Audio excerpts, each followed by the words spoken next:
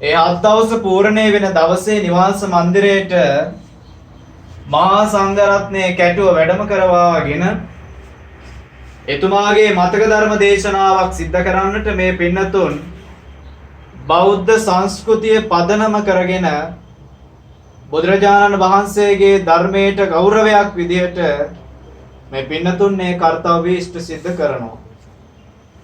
විහාරස්ථානයට ගිහිල්ලා මහා සංඝරත්නයේ මේ නිවාස මන්දිරයට වැඩම කොට වදාලා උන්වහන්සේලා වඩින විට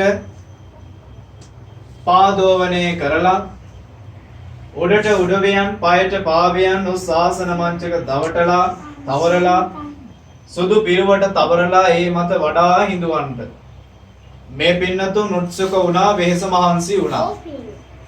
දැන් බොහොම ශ්‍රද්ධාවෙන් මේ කටයුත්ත බොහොම පිළිවෙලට ලස්සනට සංවිධානය කරලා ඒ සංවිධානය කරපු ධර්ම දානමේ පින්කම සඳහා මේ අසල් වාසී ඥාතියෝ හැමදෙනාම ඇවිල්ලා මේ හැමදෙනාම ඇවිල්ලා දැන් ශ්‍රද්ධර්ම ශ්‍රවණා විලාසයෙන් යුක්තව tempත් වෙලා ඉන්නවා බණ අහන්න.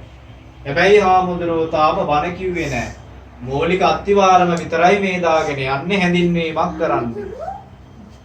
ඒ නිසා පින්වත්නි මේ පින්නතුන් මතකයේ තබාගත යුතු කාරණාවක් තමයි ඒ වගේම තමයි පින්වත්නි සිහියට ගත යුතු කාරණාවක් තමයි ඕනෑම පුණ්‍ය කර්මයක් සිද්ධ කරද්දී අපි මූලිකව කටයුතු කරන්නට ඕන විදිහක් තියෙනවා.